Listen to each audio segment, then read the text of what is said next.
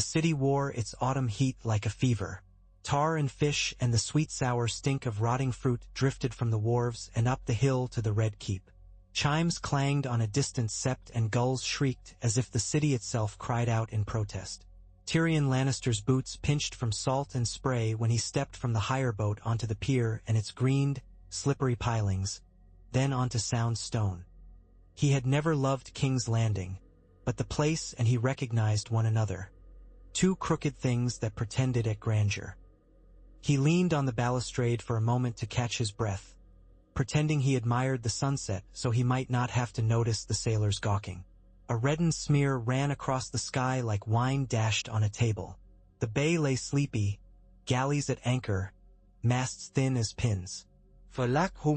Somewhere down there were girls with tricks for sailors and boys with knives for fools. He smiled to no one and adjusted his doublet. It had once been elegant and was now only respectable. The velvet rubbed smooth where a lesser lord's had yet to be touched. He preferred it, a garment that had lived. A soft cough came, a theatrical sound. "My lord has returned from the north with all haste," Varys murmured, as if he had been fashioned from the shadows that caught beneath the pier's roof beams. The master of whisperers wore lavender today and smelled faintly of cedar and lemons. One might almost suppose he feared being away too long from the tender bosom of our capital. "The bosom, yes. Tender, less so," Tyrion said. "What an unexpected welcome." Varys tilted his bald head. "King's Landing rarely welcomes anyone, but some it eats less eagerly than others. The Lord Hand will be relieved to see you." The Lord Hand. Tyrion pictured a long stern face and eyes that were too honest for the city. "Lord Stark is a relief to anyone who prefers to sleep without a dagger between his ribs." "That depends on the company he keeps," Varys said. His smile was pale, a shell's edge. "I had not expected you so soon. My ravens told me you were expected at the Eyrie." "I don't favor cliffs," Tyrion said mildly. The truth of his route and the near thing on a rain-swept mountain pass he regarded as his own. Low roads and fast boats had brought him here with the dust of the north hardly shaken from his cloak. "Nor do I care to be a piece on other people's Cyvasse board. The air in the capital is foul, Varys, but at least we know what poisons it." Varys's eyes cooled. "Wise men die of knowing it. Wise men die of many things. Foolishness runs faster." Tyrion gestured toward the cobbled square beyond the docks. "Is the Hand in his tower?" "Soon to be," Varys said. "The king has retired from the small council, and Lord Stark returns to paper and pen, to scratch at a mystery he finds beneath every cushion." "How tedious," Tyrion said. "I shall offer him a cushion with a little less mystery and a little more stuffing." Varys's lashes lowered, nearly dainty. "You have brought him something?" "Perhaps I am something," Tyrion said, and left Varys to trail him up the hill like an odorous rumor. He passed under arched gates and the yawning mouth of the city's wall, then through the Red Keep's courtyards where sun baked the flagstones until they bled their own copper light. Guardsmen's armor winked, and a fountain whispered. Tyrion's shadow dragged long and thin to his right. It pleased him to see it longer than he was. He took the steps to the Tower of the Hand slower than pride would have liked. His legs ached, a reminder that cleverness did not exempt a man from pain. The guards outside the Hand's door looked Tyrion over as if he were a troublesome barrel that had rolled out of a warehouse. When he gave them his name, they let him through, shuffling aside with the reluctance of men moving to allow trouble past. He found Eddard Stark bent over a table piled with rolled parchments and a thick book open like a flattened frog. A clay jug of wine sat untouched. Dust motes turned in the shaft of pale light like snow. The Hand did not smile when he looked up, but his eyes softened and his shoulders eased, as if a cask had been set down. "Lord Tyrion," he said, "you come to the lion's den." "I live there, my lord," Tyrion said. "In part. Much depends on one's brother and whether he has your affection this week." Ned Stark strojkte ned. He had the look of a man who'd done his sweating early in the day. He was not made for the south. The heat clung to him like disapproval. "Your brother has been seen enough in certain places to forfeit many men's affection," he said. But you did not come to discuss Jaime. Brotherly pride Said. No. Tyrion stepped closer to the table, peered at the open book. Lineages and histories of great houses. How improving. I see you have come to the same entertainments as I. Ned's mouth tightened. I do not find it entertaining. No. Not for you. Tyrion tapped the page.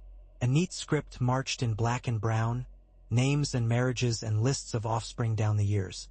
Black of hair, black of hair, black of hair, repeated like a prayer. The gods are fond of jest, but their jests are rarely so consistent. Ned watched him as men watch the weather. Speak plainly. I intend to do nothing else, Tyrion said. He reached for the jug and poured wine into a cup he took without asking. Tasted raw and young, like most things in this city. I know what you know, Lord Stark. I have come to help you act before what you know kills you. Silence lay between them like a drawn blade. The tower's stone stayed cool even in the heat. Tyrion felt it through his soles. Ned Stark had a soldier's stillness that did not intimidate so much his way. He thought of the boy Bran in his bed at Winterfell, of the boy's mother's ferocity, of the way the Stark girls had moved through the Red Keep like slender ghosts with their separate fears. There were truths that stripped men to bone. Oh, you have proof, Ned said. Proof is a pliable article, Tyrion said. I have patterns. A craftsman who sold a helm to a black-haired bastard lad who was apprenticed to him. A lad too well-fed and sturdily kept for a common whore's child. A whore who bore a black-haired baby she swore was a king's. A book Grand Maester Pycelle keeps as if it were a lover and he its jealous husband. A girl with hair like spun gold who looks too much like her mother. Put them together and you see a picture. One you have seen, unless you play at ignorance for reasons of your own. Ned's hand found the back of the nearest chair but did not grip it. This craftsman, Tobo Mott, Tyrion said. He decorates courtiers' hands with work they do not deserve. The boy he had, Gendry, he has sent him away to some nameless place. Mott swears his patrons are jealous of losing such good apprentices. I suppose they are. You said a whore. Ned's voice made the word careful, respectful, as if he had never spoken it before. Shataya's house, Tyrion said. A girl called Bara, and her mother who called herself Alayaya with me, but the truth of her name is of no matter. You will find a baby with hair as black as the Baratheon stags on its sigil, if Cersei hasn't already plucked the child up and dropped it in a well. Ned's eyes closed for a beat. The pause did not last. His discipline returned so quickly it was as if the lapse had been another man's. Why, Lord Tyrion? He asked. Why stand here? Why speak this? You are your father's son and your sister's brother. What do you hope to gain? Breathing, Tyrion said. I am fond of it. Also, I'm vain. I would prefer not to be known as the last Lannister fool to watch the house burn from within and do nothing to piss on the embers. My father would call that a strange ambition. But then, my father and I disagree on ambitions. You will betray your own house. Such a heavy word, Tyrion said lightly, and waited for the taste of it to pass. I choose the realm over my sister, and if you like, I choose myself. My sister's love is a noose. I have worn it. I have no desire to dance. Ned took in the room, as if to be sure it had not shifted in the last moment. Robert must be told. Before he is led into the woods with a skin of wine and the notion that boars are easily taken, Tyrion said. Yes. Ned looked at the book again, then lifted it and set it aside with a care that looked like reverence but was merely practicality. He crossed to the window. The bay lay flat and red. I confronted the queen, he said. The words were gray, flat stones falling into a well. I told her what I knew. I gave her mercy. I hoped she would flee. Tyrion regarded him for a heartbeat and then another. Mercy is meat to a lion. You offer it and discover you are the meal. She will not flee. She will contrive. She is better at it than most, and she has a confederate with deeper pockets than honor. She will move the city watch with coin, as one moves sheep with dogs. Ned turned. You speak of Peter Baelish. I speak of a man who considers the world his counting house, Tyrion said. He will sell you and swear he did you a favor. You wore his knife at your son's throat once already, or so you believe. Do you wish to wear his coin at yours? Ned's expression hardened. I intend to rely on my own men, and Varys's little mice and Renly's vanity, and a Septon's prayers, no doubt, Tyrion said. You will need the watch, my lord. Janos Slynt bows more readily to pay than to honor. If you do not purchase him, someone else will. Perhaps someone has already. Ned was not a man given to sudden decisions. He moved as if the floor were ice, testing each step. What would you do? He asked. Call in all favors that stink of the brothel or the counting room or the guardroom, Tyrion said. Freight the watch with debt to us and fill their hands with gold. Have Renly in the tower at dawn and Barristan Selmy and 2 of his white knights among your number. Put the Stark girls out of the Red Keep and into the Baelor September under the High Septon's watch with 12 Northmen. Send riders for Stannis immediately with Robert's seal. And take, this very night, words are doors in this city. We must choose. Our doors with care. The city watch, Renly said, turning to Tyrion with a frankness that made the Lannister laugh despite himself. Can you buy them with Lannister coin? I can buy anything with Lannister coin, Tyrion said. The trick is making them believe whose coin it is. I will attend to it. It would be best if, when the hour comes, the watch takes their orders from the hand's seal. Renly looked to Ned. Ned nodded once. Do it. Tyrion's skin prickled with an anticipation that felt too much like fear but was not all fear. I'll need a quiet word with Lord Janos and perhaps with those who keep his purse full. He upped his cup, found it empty and set it down. I will also plant a weed in a certain little garden and see which path the lie runs. Speak plainly, Ned said again. I intend to tell a different version of our plan to 3 different men, Tyrion said. A small adjustment each time. If, in some hours, we find the Queen prepared against one version in particular, we will know the source of her foresight. I have had some luck with this method. Renly's smile lifted his face like light. I do believe I shall begin to enjoy you, Lord Tyrion. God save us all, Tyrion muttered. He left them after the final arrangements, tired to the marrow. Varys glided beside him for a time on the tower stair and murmured assurances about fleet-footed boys and well-seated whispers. The palace at night breathed differently. It sighed and creaked, shifting in its stone sleep. Torches made islands of yellow. Once, through an arch, Tyrion saw the white of a Kingsguard cloak move like a cut of moon, and for a heartbeat his breath caught. It was not Jaime. It was Meryn Trant, and the relief he felt irritated him like grit in a shoe. At the bend of a corridor, he peeled Varys off with a word and went alone into the lower passage that led to the keep's belly. The air there smelled of oil and old iron and the ghost of smoke. He found Janos Slynt in a chamber that looked like a gullet, with the thick neck of a man to match. Slynt's cheeks were meat. His eyes were glittering pebbles, hard and clever. He was counting coins with 2 men watching, and if he noticed Tyrion's arrival, he did not show it until the last clink. He tucked the last coin away with a delicacy that did not suit his hands. "My lord," he said. He sounded as if his throat were full of rind. "Lord Janos," Tyrion said. He took no seat. "I bring a civic matter. The king sleeps. The hand acts. The queen plays her games. It is time to decide what uniform you are wearing." Janos blinked once very slowly. "I wear the gold cloak." "Ah, the color of loyalty," Tyrion said. "There are 2 purses in King's Landing. One that drips slowly on your head like water from a bad roof, and one that opens when you say please. The hand presumes to be the roof. I am the please." Janos's mouth twitched. "The queen has her friends." "The queen has a brother with a long sword and poor impulse control," Tyrion said. "But that brother has not been so foolish as to make enemies of the watch in their own den. Not yet. The hand has a seal, and he will use it to name the king's will, which tonight will be the watchword for men who do not wish to be hanged for treason come the morrow. I should like you to stand beside that will and smile." Janos leaned back, chair creaking. "And how will the watch feed its wives this winter? Only smiling.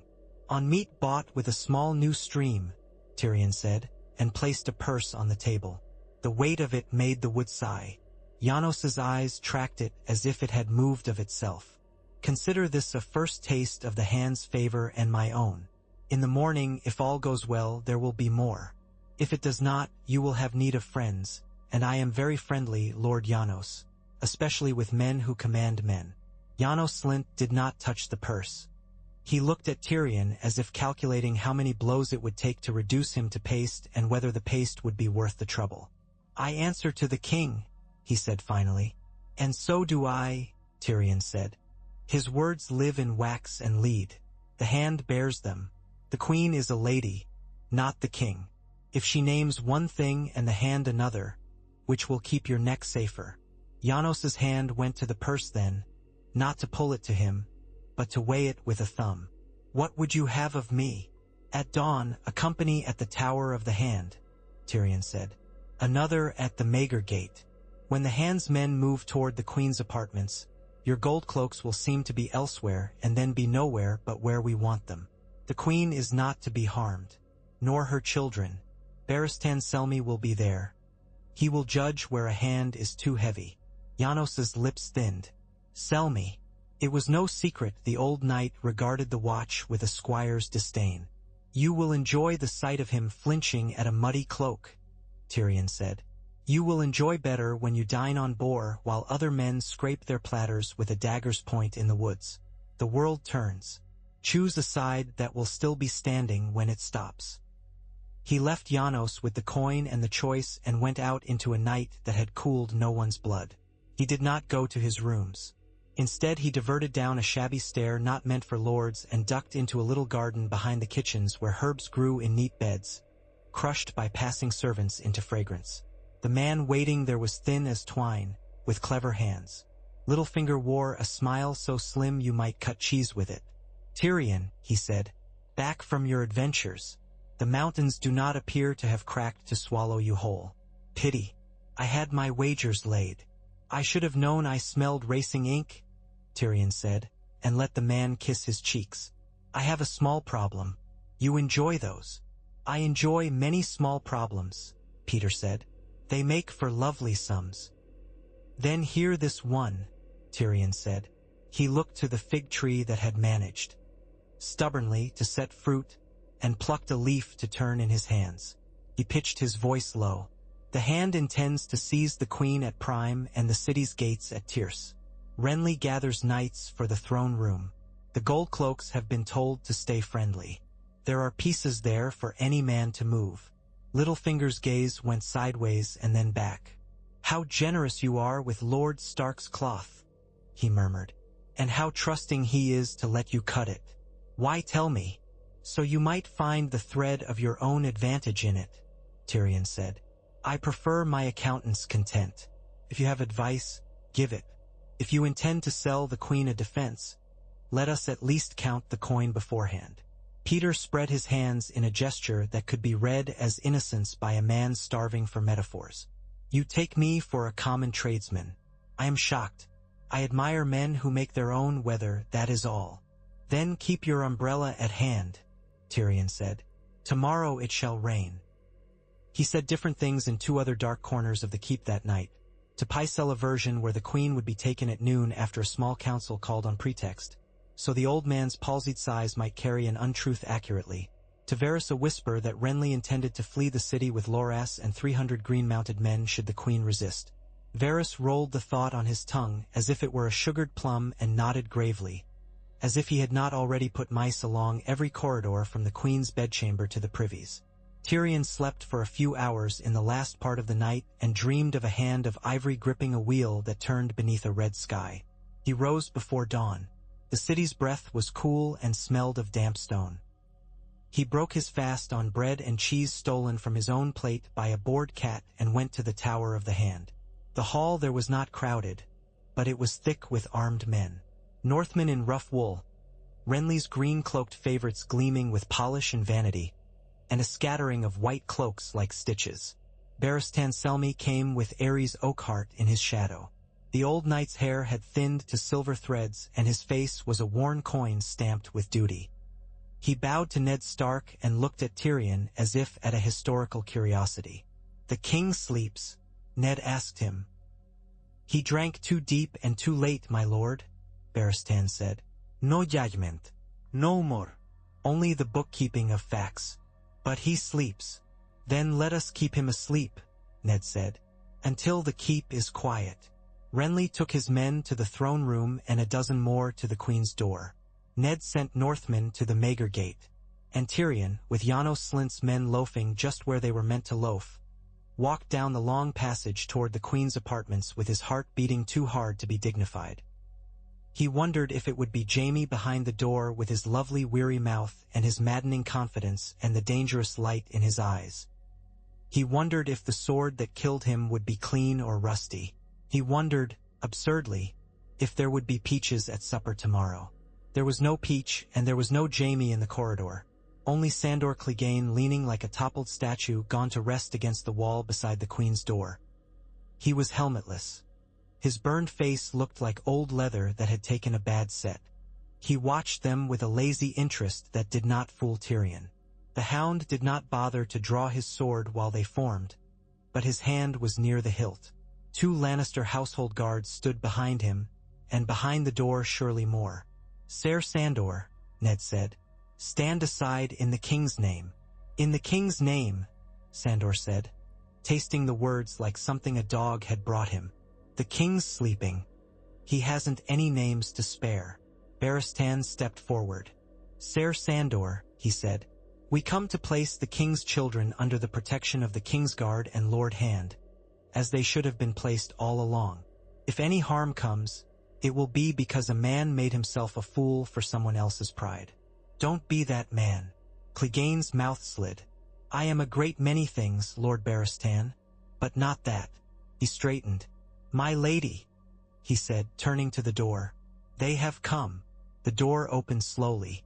Ser Meryn stood there, and behind him the queen, hair falling in a gold spill down a pale gown, a hand on the shoulder of a little boy. Tommen's eyes were wide as he tried to make himself small enough to be invisible. Myrcella hovered behind her mother's skirts, trying not to cry. Joffrey was nowhere in sight, and Tyrion's stomach knotted. The queen's face had the whiteness of candle wax that has burned too long. Her eyes were bright, a green that had seen to the bottom of its own well. "What boldness, to break into a lady's chamber," she said. "Did the hand forget how to knock? Or did he never learn?" "Your Grace," Ned said, and bowed enough to satisfy his own conscience but not enough to satisfy anyone else's. "We are here to escort the royal children to the king's side to ensure their safety. Your apartments will be placed under guard to prevent any indiscretions or attempts on their person." "Indiscretions," Cersei repeated as if she tasted a rare spice.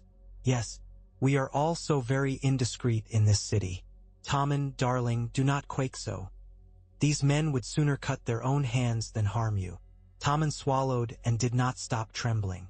Cersei's hand tightened on his shoulder until he winced. Her gaze slid to Tyrion then. It paused the way a knife pauses an inch above the meat. "Little brother," she said, "you bring wolves to my door and speak of safety." "I bring the realm to your door," Tyrion said, and gave her a look that admitted everything between them and made no apology for it. "You must be tired of the lies, Cersei. They grow heavy in the carrying." She smiled like a cat yawning. "I have never grown tired of any burden that bought me what I wanted. Your wand. Ts have put the realm at peril," Ned said. "And your children." He looked at Tommen and Myrcella as he spoke, and the sorrow in his eyes did not look like anything Cersei had much noticed in her life. "Come, children. The king will see you safe." "Do not move," Cersei said, and they froze as if she had cast a spell on their feet. She looked to Barristan. "Will you lay hands on a queen, Selmy? Will your old bones stand that weight?" Barristan exhaled. "I will lay myself between the children and harm, your grace. You are not harm to them. You are their mother. But men who would use them." "Would use them?" she echoed, as if amused by her own reflection. "Men like my dear Lord of Stark." "Step aside," Ned said. It was a line pulled tight, And then it all might have snapped if a boy's voice had not cut the air like a thrown cup. "What happens here?" Joffrey said from the far end of the corridor. He came with his chin lifted to show his neck to best advantage, and the hound turned his head like a dog presented a new scent. A white cloak trailed behind the boy. Aerys Oakhart returned to his post too late, and 2 Lannister men-at-arms pressed near his shoulders, both drawn blades for the look of them. Joffrey saw Tyrion and seemed to swell, as a frog swells to look larger. "Uncle," he said, and the word was a challenge. "We come with the hand, your grace," Tyrion said. "I am the king," Joffrey said. "My mother is the queen. I command here. You will all go away." "No," Ned said, with a sorrow in it that washed the hope from Tyrion's bones and left something colder. "You are not the king, Joffrey." Cersei's hand went out as if to strike, as if to stop the words with her palm. "Do not. You are your mother's son," Ned said. "But you are not Robert's. The truth has been discovered, and it will not be buried. Before we march into the hall and let all know it, we will see you safe from those who will hate you for it." Joffrey staggered back as if he had been shoved. He turned to Cersei with panic raw across his face. A boy again for a flicker.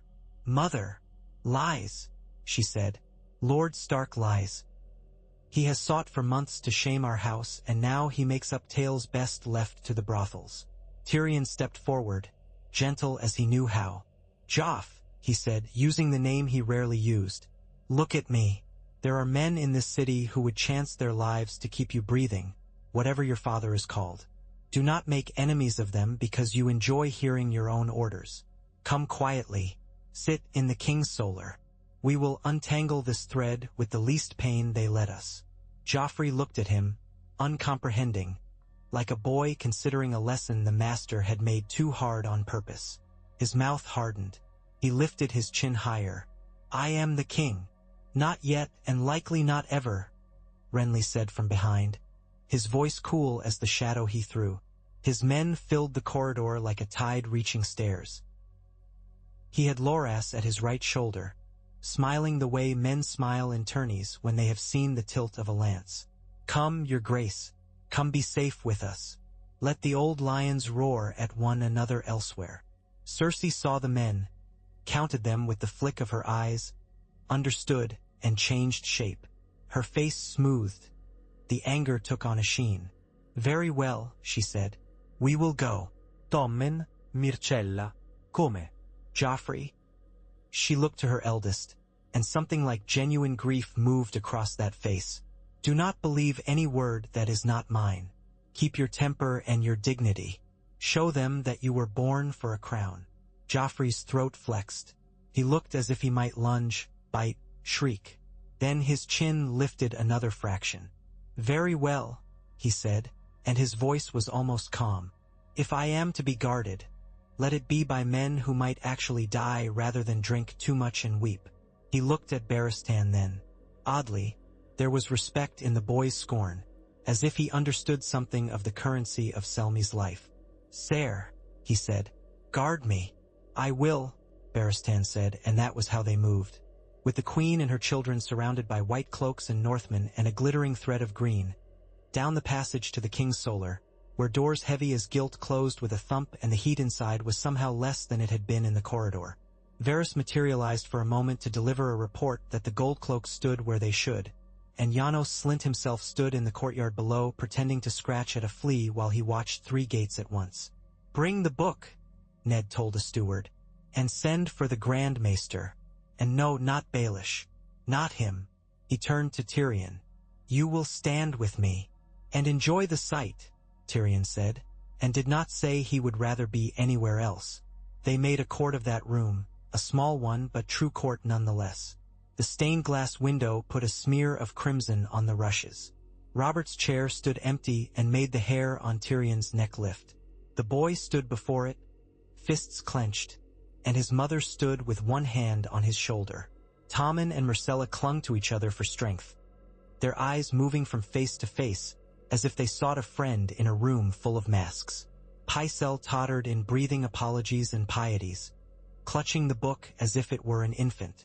Varys came to stand a little behind Ned's shoulder as if he had always been there. Renly leaned at the mantle pretending indifference and not achieving it. Ser Barristan took a place between the children and the door and looked at his hands as if his own fingers might betray him. Ned spoke first, and he spoke plainly the way he always did. He named the thing.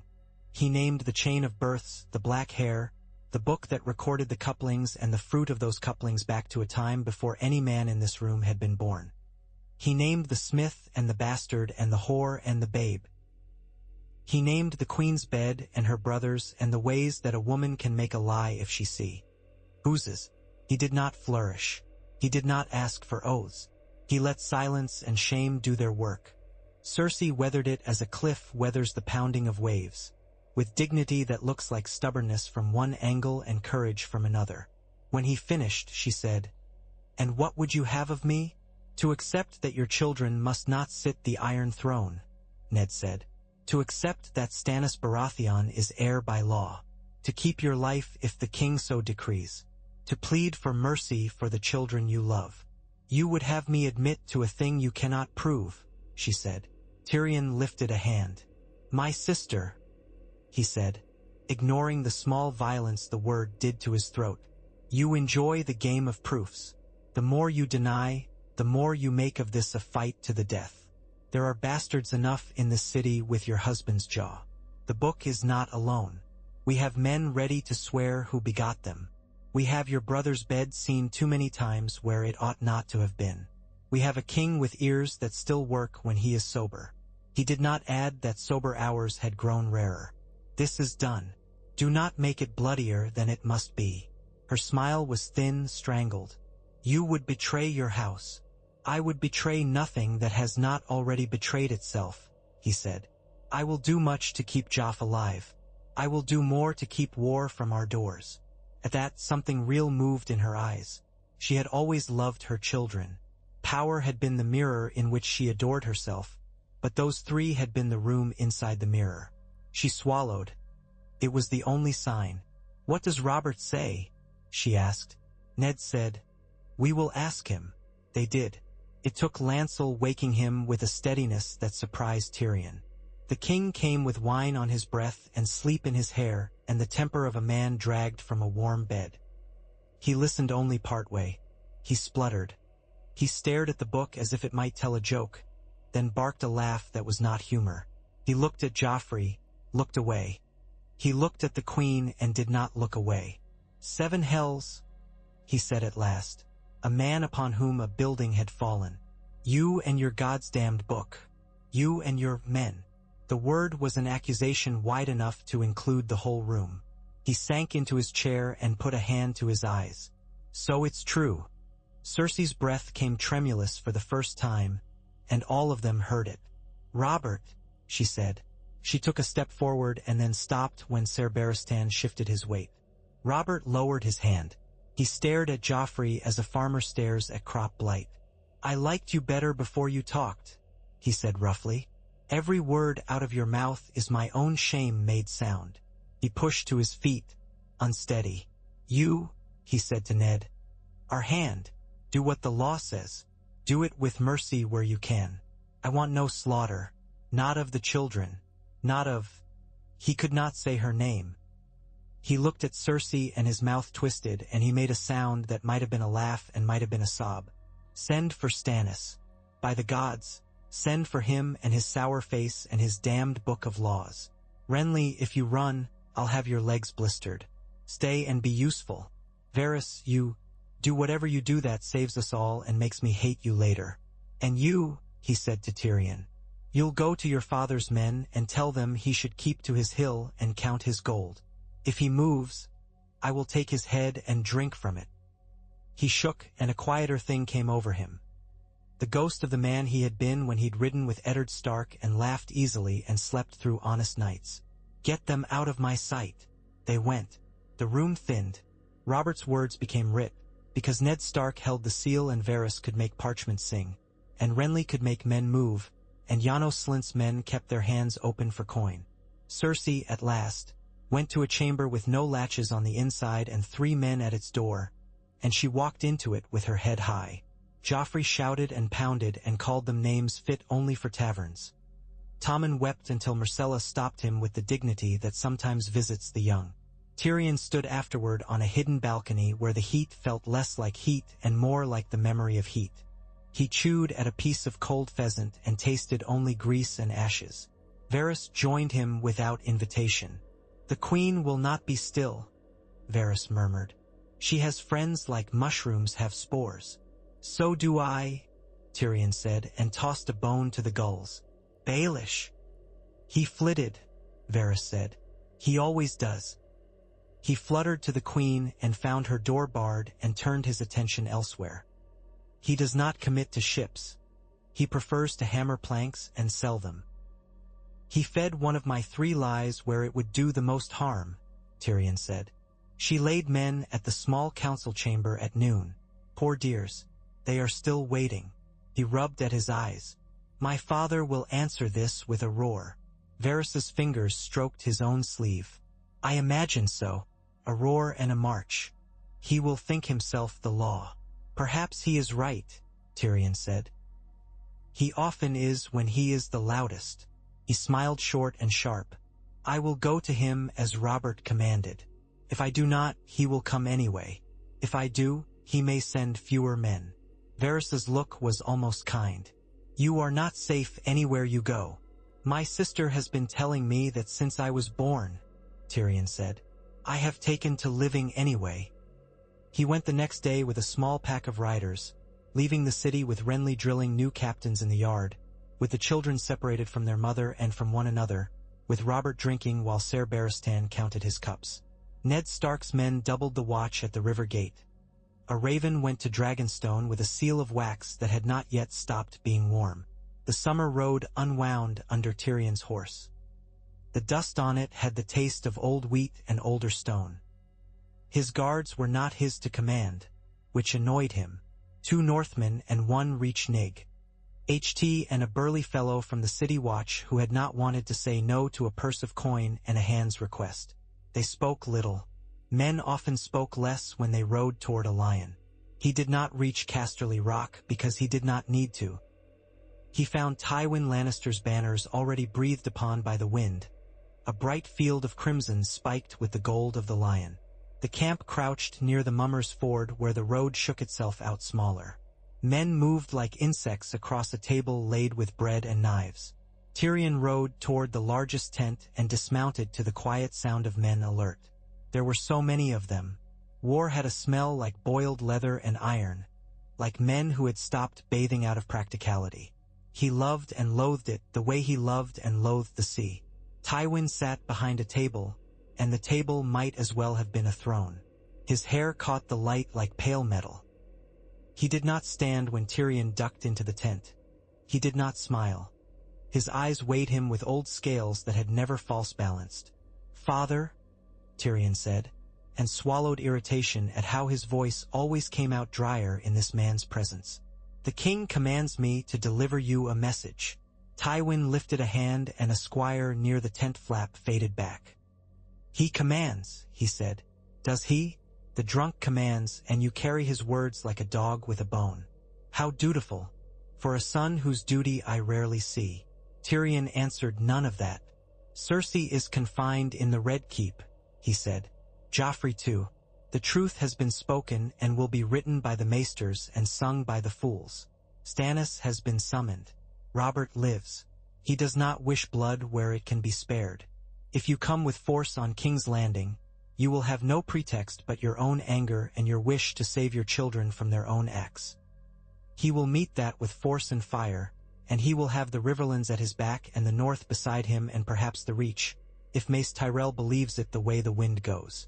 You taught me once that men prefer to be on the side of the larger table. The larger table sits in the city now." Tywin's face did not move. He could have been a mask made of something precious. "You presume to instruct me." "I presume to inform you," Tyrion said. "I had no hope of instructing you even as a boy, and the gods have not carved that hope into me later. If you march, you will have your war and your choice of graves. If you do not, You will have a trial to sneer at and a daughter to bully by letter and perhaps, later, the chance to salvage something from this pyre. You have always preferred salvage to ash. If I do not march, Tywin said, the Starks will believe me cowed. They will send me terms with words like confession in them. They will expect me to fall on my knees in the throne room like some hedge knight caught between lies. Or they will send you terms that let you live to make better terms, Tyrion said. I know mercy stinks in your nose, but sometimes it prevents you from drowning in your own blood. If only to spite Robert, do not give him the satisfaction of proving his hammer still strikes true. A twitch came to Tywin's mouth that someone else might have named a smile if he had been a man who smiled. You argue like an accountant who thinks himself a general, he said. What you fail to consider is that in my calculations, your life has its place but not its own column. Ah, Tyrion said, and yet, when men speak of House Lannister's wit, they speak of me. Surely that fat line is worth a small spare of numbers.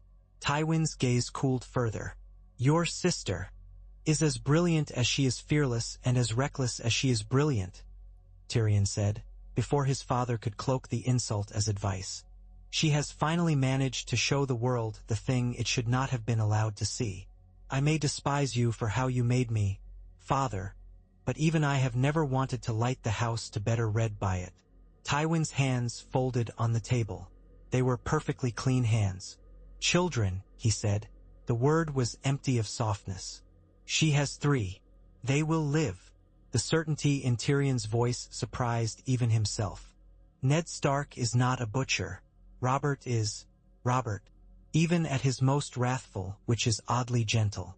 Stannis will be a problem later, but even he will not execute children on a point of honor. He will send them to Castamir's ghosts before he bloodies his book.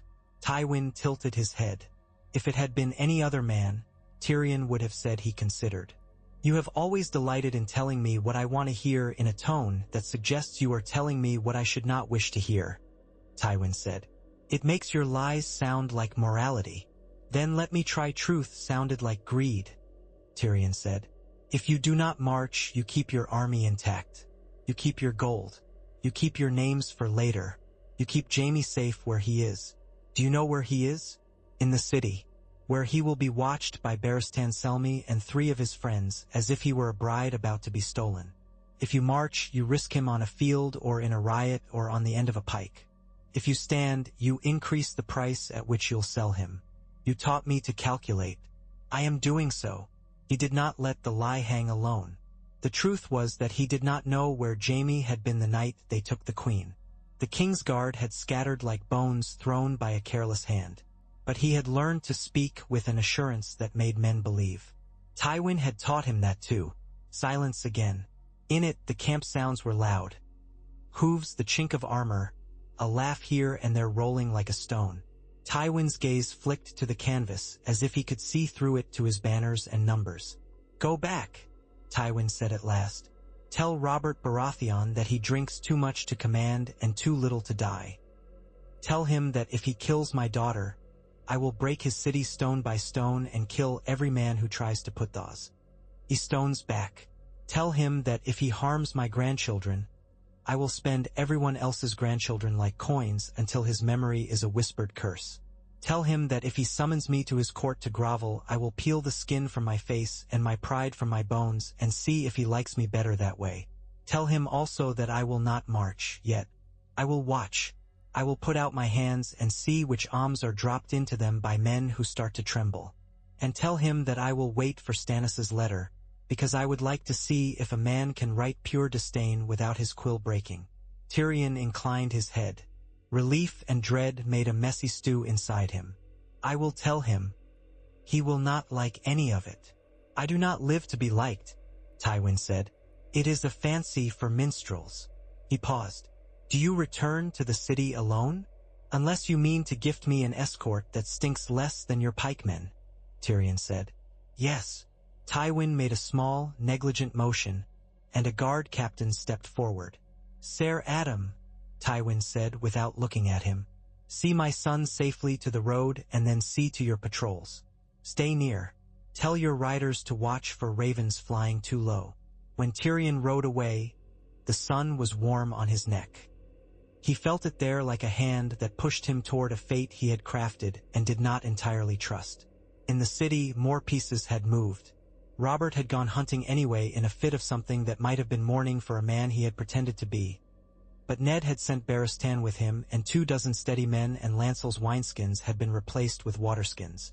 Robert came back with a boar that had a tusk like a scythe and a drunk that was no more than habit and some fresh bruises where he'd fallen. He seemed oddly relieved to have not died by accident. He signed the summons to Stannis with a hand that shook only a little. Cersei in confinement did not still the whispering. She had women who loved her, men who had tasted her and found that taste expensive and addictive, cousins and cousins' friends, bees and flies both. But men who might once have acted for her now held still. Grey ones like Pycelle waited to know which way to shuffle. Baelish smiled and balanced new sums with old ones and discovered that his coin did not stretch as far when the hand had set his own purse behind the watch. Varys's mice brought word to the tower about every door that Cersei rattled and every knife that turned in its sheath a little to be readier to slip out. The keep was a web, and there were more spiders this week than flies. The Stark girls were moved to the September of Baelor, where incense masked a city's stink and the High Septon murmured prayers like a man watering a dry garden. Sansa held herself like a statue and did not cry where anyone could see. Arya did not hold herself at all and ran with the barefoot novices and learned how to move without being noticed in a building designed to make everyone noticed. Tyrion went to see them once and found himself repelled by the combined force of 2 northern glares. He smiled and accepted it. They would hate him less if he lived long enough to earn it. Renly, held in the city by the king's command, made himself useful or pretended to. He drilled men, wrote letters, hosted small feasts where laughter clattered like armor. Loras Tyrell rode a green mare up and down the Street of Steel and made Smith's daughters swoon. Ned Stark considered supplies and ships and winter grain, and the proper way to write a proclamation that would not have men reading it in alehouses for 3 days before it set in their bones. He wrote to Riverrun and to Winterfell and to White Harbor, and a great bird went to Dragonstone, where Stannis read and read again and then burned the letter to hide his satisfaction that the law had finally been recognized. He sent back a message crisp as ice. He would come. He would come with ships and the truth and a face like a judgment. He would come to a city where Renly smiled too easily, where Robert sighed too often, where Tyrion Lannister drank too little for once and watched the corners of rooms. Days became a rhythm, and the city learned to breathe under the strain of something not becoming civil war. There were scuffles in the alleys. Some men were brave enough to insult the queen in their cups. One of them lost his tongue and another did not. A sept burned in Flea Bottom and was rebuilt in a day by women whose hands knew how to set stones as well as they knew how to knead bread. The ships in the harbor creaked and shifted and grew. The price of fish fell. The price of rumors rose. When Stannis arrived, he came like a knife. His ships slid into their berths with a competence that felt like contempt. He disembarked in plain mail as if he had been dragged to a feast when he had rather counted grain. He did not bow to his brother. He did not kiss his sister-in-law's hand. He did not smile at anyone. Robert snarled and hugged him hard, and Stannis endured it with a face that suggested this too would be recorded somewhere for the gods to answer to. He spoke to Ned longer than he spoke to any other man. The court gathered at last in the throne room for the judgment that was not called a judgment. They did not put Cersei on trial. There was nothing in it for anyone. Stannis recited the law as if he were reciting a prayer only he had memorized properly. Pycelle nodded and turned pages and of course found the words that said what Stannis said. And Varys smiled a little and thought of mice. And Renly pinched a cushion until it lost its shape and regained it. Robert sat upon the throne and looked ill and strong in turns. He looked at Cersei where she stood not far below him and did not hate her as much as he wanted to. He wanted to laugh and to smash something, and he did neither. In the end, they named it what it was, the truth. Joffrey was not born of Robert Baratheon's seed. Nor were his siblings. A queen had failed her king, her vows, her realm. She would not be executed. She would be sent to Casterly Rock under guard and kept in comfort and watched by old women with eyes like knitting needles. The children, Robert named them by name, and his voice shook and then steadied, would be kept as wards in the capital until such time as Stannis Baratheon took the throne. For that is what would happen when Robert died, or sooner if Robert abdicated, which he did not. In time, Tommen and Myrcella might be married advantageously. In time, even Joffrey might find a life with dignity in it. He did not look at Cersei when he said so. He did not look at Tyrion when he did not say he would send one to the wall where lads with false names make true men of themselves. Cersei listened to her fate with a face like new marble. She bowed just enough to be called a bow. She left the hall walking as if she led a procession. Joffrey spat words and would have fled if the hound had not placed a hand on his shoulder heavy enough to be a command. He looked at Tyrion with a hatred that would last to the last day of either of their lives, and Tyrion took it like a debt and put it on a shelf high in his mind. When they led her to the carriage that would take her to the rock, Tyrion went out to watch the sky and keep himself from watching her. The road down to the river was full of people pretending not to watch as the litter passed. Some jeered. Some wept. He even saw a man cross himself for her. Women whispered. Old men spit. Boys threw pebbles against walls and pretended they had not aimed at anything. The queen did not lower her eyes. She had never learned the trick of humility. Tyrion wondered, briefly and bitterly, if she would have been happier with it. He stood beside Ned Stark without speaking. After a while, Ned said, "There are no victories in this that do not cost more than they are worth." "I know," Tyrion said. "We have bought, at a dear price, a smaller war to keep out a larger one. That is the best thing anyone does in this city." Ned glanced at him. "You could have done nothing," he said. "You did not." "I have a fondness for the world where I am allowed to breathe," Tyrion said simply. "And I have, whatever else I am, a distaste for lies so large they ruin the people who never told them." Ned nodded. "You speak better than you pretend." "I'm a better man than I pretend," Tyrion said, and for once it did not sound like a jest even to him. Peace of a sort followed. There were skirmishes, letters heavy with insult, and quiet moves by quiet men. Tywin sent messengers who came back with nothing he liked. He sent none of his army eastward for months and then at last dispatched a small force under a banner that was not his, to test, to feel, and when it brushed the Riverrun's levies brushed back without blood. The Vale kept its gates locked from the inside. Lysa's ravens carried panic to no purpose until they grew tired. The Reach smiled and feasted and sharpened knives and offered Stannis a bride for one cousin and a treaty for another. The North did not march. The Night's Watch wrote letters no one read quickly enough. In the Red Keep, the rooms changed occupants but not meanings. Stannis took chambers that had been occupied by men who hunted pleasures more often than laws. He brought with him a severe lady with red hair who looked straight through everyone as if searching for a heart on fire, and men bickered about what she was and what she did. Robert found himself in a city where he could not ignore the ledgers or the walls. He hated it and did it anyway, and sometimes he did it well. Renly laughed and grew less harmless. He followed Stannis into council as if he were a squire allowed inside the armory for the first time, and Stannis tolerated him because Robert made him. Varys put his hands behind his back and smiled gently and moved the world by ounces. Littlefinger kept his place because there was no good place to throw him where he would not crawl back wearing a new ring. Pycelle nodded and wrote words and ate soft pears and waited for the next wind. Tyrion read in the evenings, and sometimes his eyes blurred and he did not know whether it was drink or weariness. He walked the city, escorted by men whose names he learned, and listened to bakers and whores and fishwives and smugglers talk about the price of barley and the stupidity of nobles and the chance that the king would declare a holiday if the boars did not devour him first. He gambled in Baelish's dens and lost enough to make men think him foolish. He won enough to remind them he was not.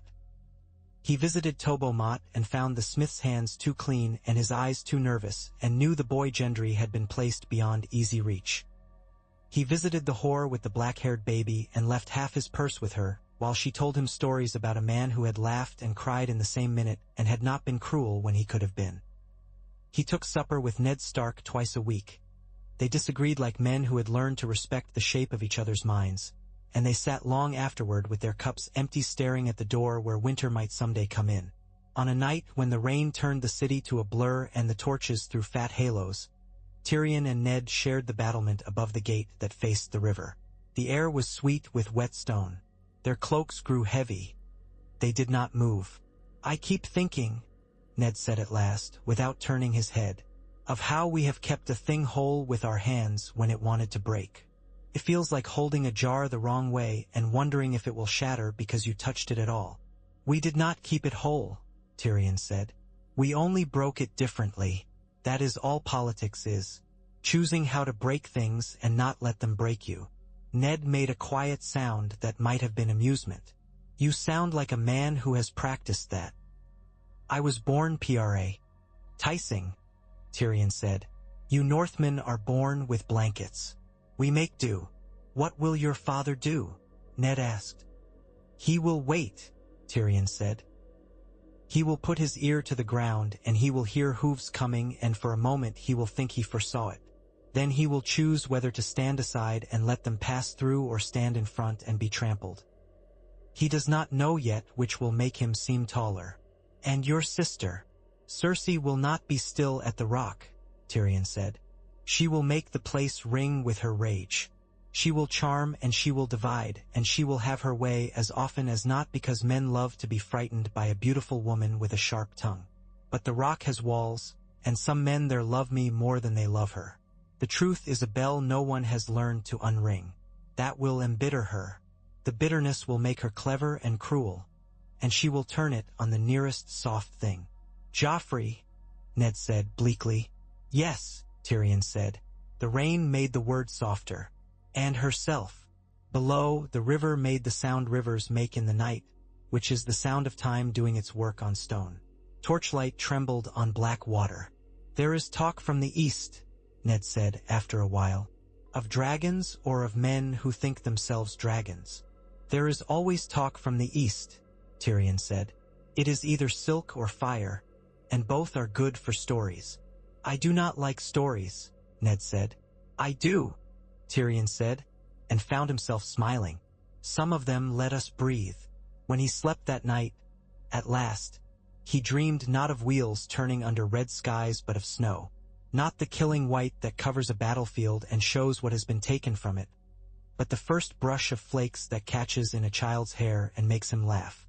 In the dream, the child turned and had a face he could not name, and the sound of laughter turned to the sound of banners snapping in a wind that smelled of the sea. He woke with the taste of it in his mouth and did not tell anyone. Stannis Baratheon took the throne in the spring. Robert did not die. He did the harder thing and stepped aside. He did it because the law said so, and because something had broken in him when he had seen the boy he had called his son become only himself in those green eyes. He went to Storm's End with a laughter that grew easier in his last years, and a belly that grew no larger because his cups were less often full.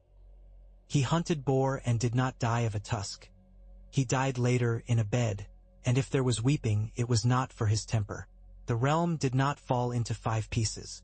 It cracked in places, and those cracks were mended, some with gold, some with marriages, some with oaths that were prayers in disguise. Renly smiled and married Marjorie Tyrell and kept smiling while Stannis frowned, and so the Stormlands and the Reach came to terms with the law and their own pride. The Riverlands sent sons to court who learned they liked the smell of power better than the smell of fish. The Vale stayed as it was, safe and silly behind its sky-blue shield, until the wind changed. And when it did, the door there opened too.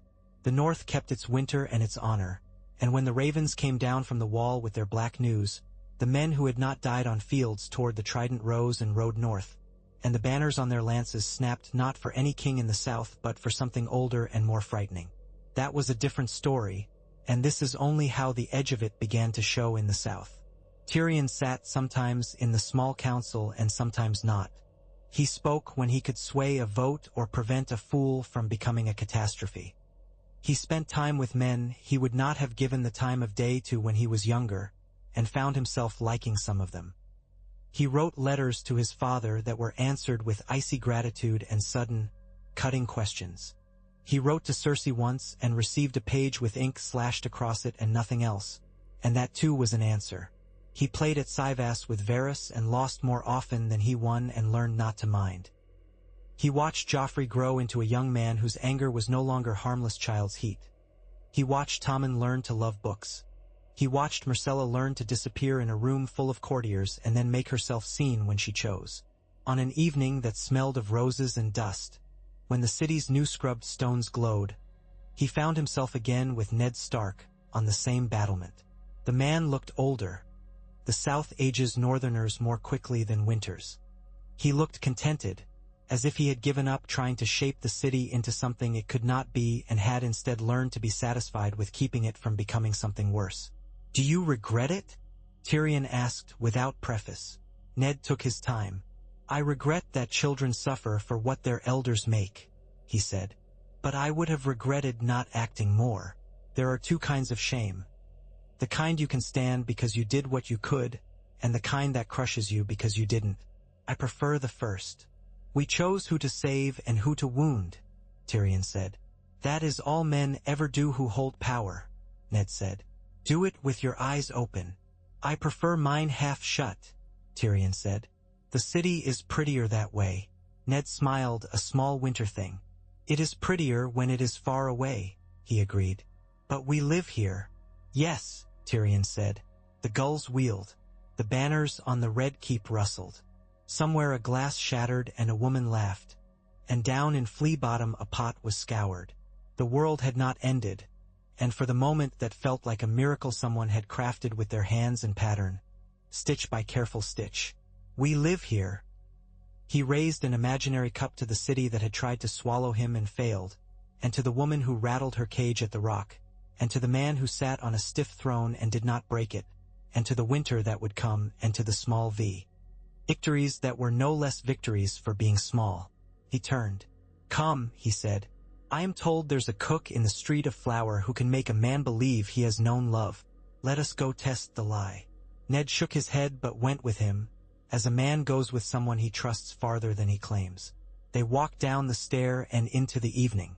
The guards fell in a few paces behind and pretended not to hear Tyrion make a joke about flower and virtue. The city's noises lifted and fell like breath. The air smelled, for a fleeting, impossible instant, clean. The first stars had begun to stab at the dusk when the king commanded the torchbearers to bring light to the yard. They came like floating embers, a slow procession of fire cupped in iron cages, until the red of the sky thinned to bruise and the red keep was a lantern set upon a hill. Stannis stood in that light as if he had been forged from it. He wore nothing gaudy. Mail that had seen salt and the sun, a plain surcoat with a crown of flames that looked like a warning more than an adornment.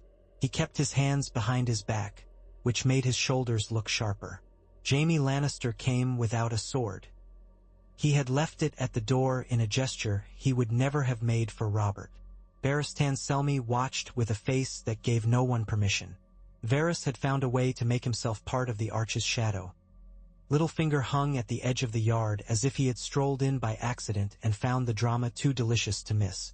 Ned Stark stood at the king's left, and Tyrion at the edge of the circle where the torchlight failed. "Sir Jaime," Stannis said, when they let the silence grow brittle. "Your Grace," Jaime said. He had the lazy music of a man who had been too often admired to mind being watched now. He had not shaved, and it made his beauty look used. "We will have it," Stannis said. "All of it. You swore to Aerys. You swore to Robert. You swore to the Kingsguard. You swore to your sister by some altar that is no altar recognized by any god I have patience for. You have turned oaths into a thatch to lay over your head when it rains. Tell me which roof you stand under now." Jaime smiled with only half his mouth. "I stand under your roof, your grace." "And how does it hold?" Stannis said. "When I ask you why you killed your king, it might have been a white raven that crossed the stars. Or a bat." In the pause, Tyrion thought he heard the city breathing. "Because he meant to burn it?" Jaime said, and for once the lightness fell out of his voice like sand out of a glass. "All of it. Not just your brother and his rebels. Not just lords with names. The city." He had jars planted under the September, under the gates, under streets where a whore could buy a peach. He meant to fire them when your soldiers came and laugh and make poetry about the sound. He wanted to be the only name that mattered. I put a sword in that name. I do not repent it. The torches hissed and spat, and a moth died in one. Barristan blinked slowly and then not at all. Ned's jaw worked once and stilled. Varys looked down and smoothed his hands over one another, as if they had begun to feel some roughness.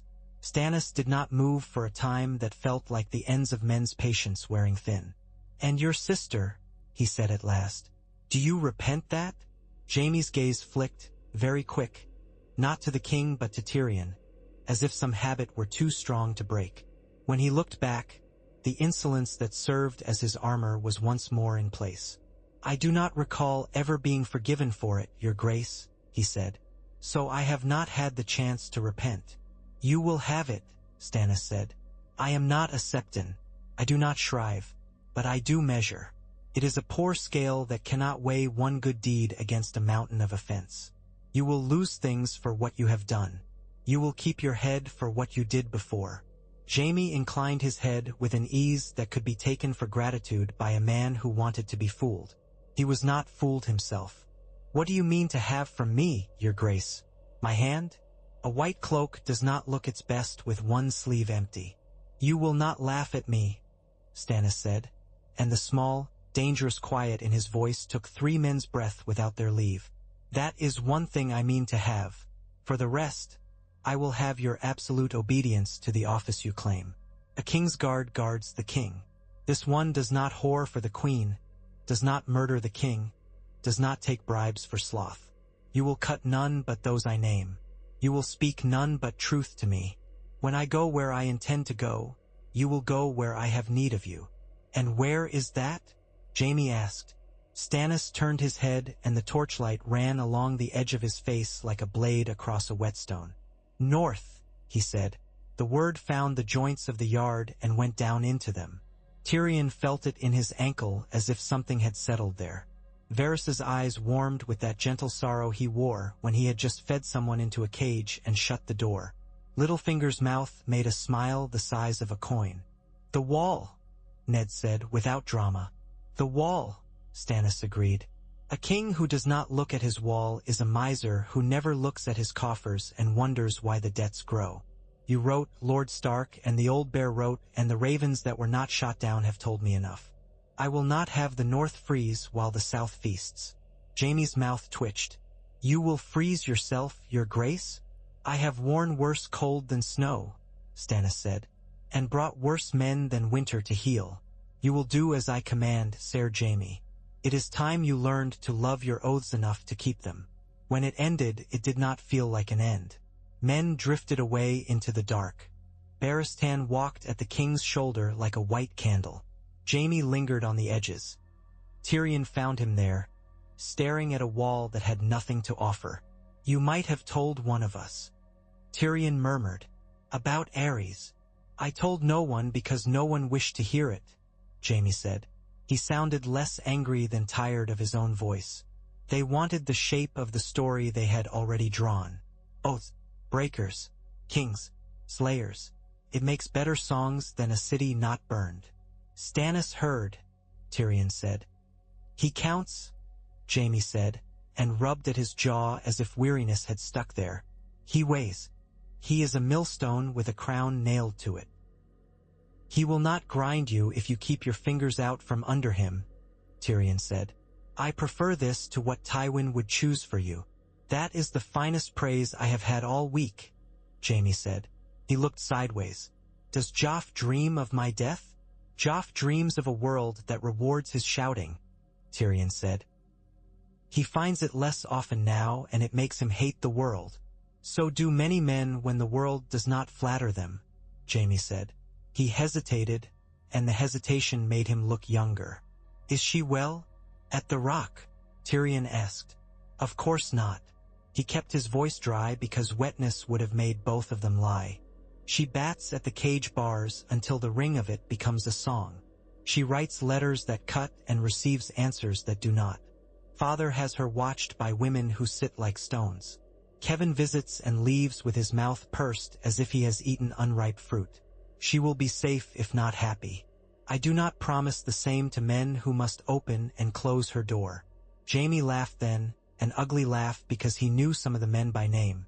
Send her my love, he said, so lightly that it fell between them like lead. In the weeks that followed, the city learned to mark time by the king's temper and the hand's hours. Stannis did not shout, which confounded a court built around the custom of watching for a royal storm and hiding in alcoves until it passed. He asked questions that did not allow men to pretend they had done work they had not done. He demanded accounts. Littlefinger presented accounts that were breathtaking in their speed and neatness and stained a little at the corners, especially while she stood in the room. They said she could look at a man and tell the moment and manner of his death.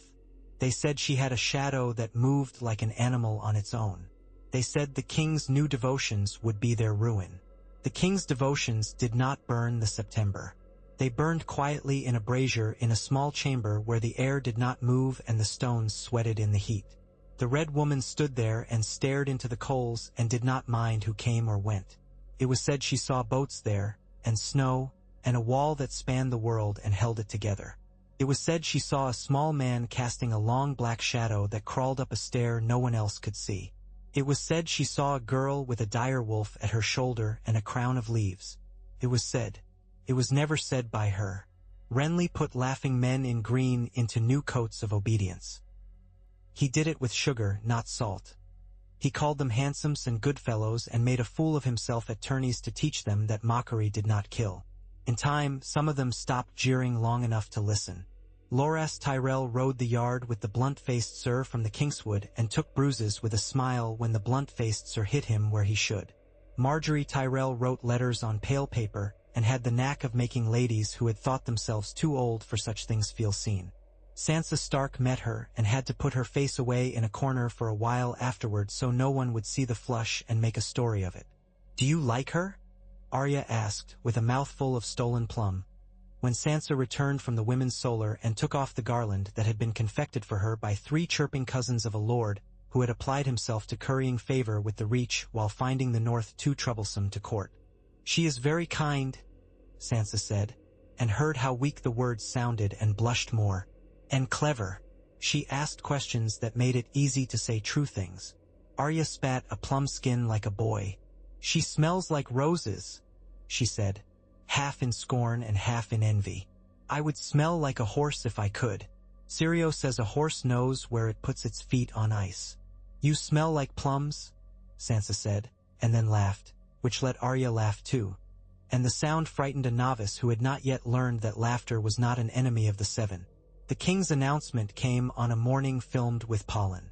The bees in the mews hummed so furiously the falconers swore, and the clouds swam like fat fish. Stannis declared he would ride to the wall by midsummer. He named his hand to ride beside him, and named Barristan Selmy to command his vanguard, and named Ser Davos Seaworth to see that ships with grain and iron and obsidian made safe harbor at Eastwatch and at the Shadow Tower. He named obsidian as if it were a thing a king ought to name in the same breath as bread. Littlefinger made a small barbed comment about pretty stones, and was ignored harder than anyone in the hall had thought. "Sybil, who will guard the city?" Renly asked too loud. "You will," Stannis said. "You, with Varys to tell you how.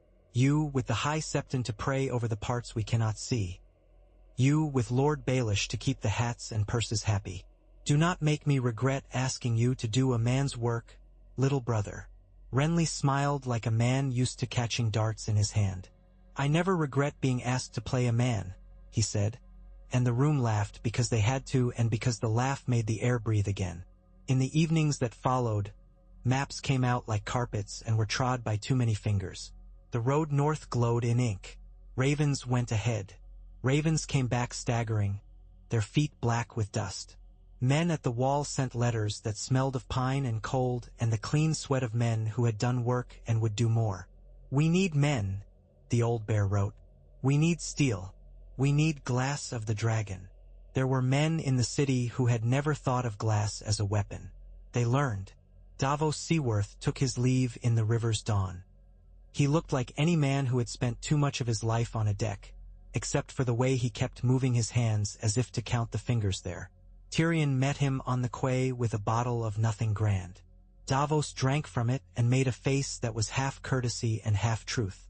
"I never asked to be important," Davos said, squinting at the masts. "It's a poor man's habit.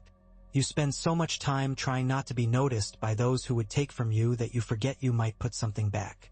"You are putting back a great deal," Tyrion said. "I prefer men who make themselves useful to those who make themselves noisy." Davos grunted.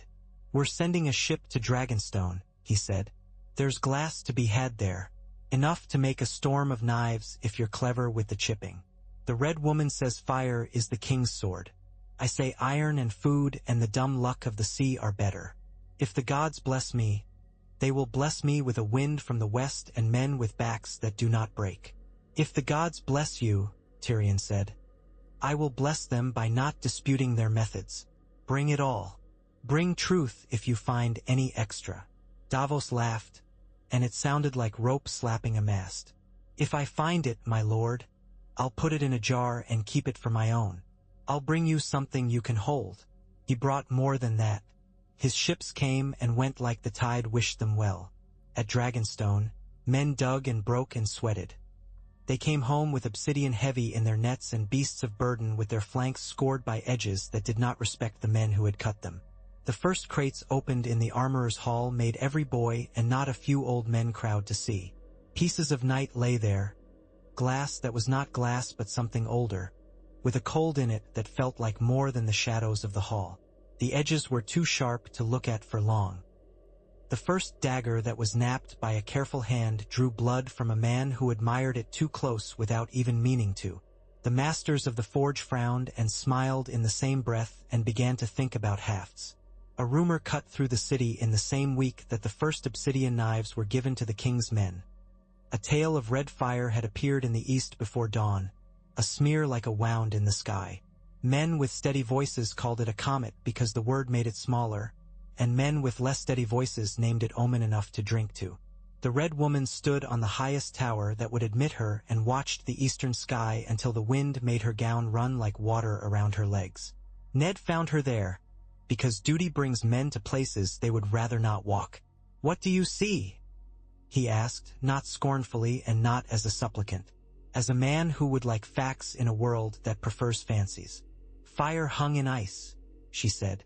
"A sword drawn in a white hall, a hand with a scar opening to catch snow as if it were gold, a stag walking into the trees, a wolf that does not howl, a small shadow that walks ahead of a great man as if it knew the way." "I asked what you see," Ned said even more quietly, "not what stories you can make out of smoke." She looked at him and did not smile. "I see that you have made a choice that will hold," she said. "I see that you will be cold before the end and not complain of it." "That is not a prophecy," Ned said. "That is a description of the North." She tilted her head and let that be a kind of answer. When the king's company rode, the city belled them as if it were a holy day. Some jeered, there are always some, but even they did it lazily, as if they had not the heart for meanness before breakfast. Stannis took 4 Kingsguard and left 3, which stirred more anger than some thought wise.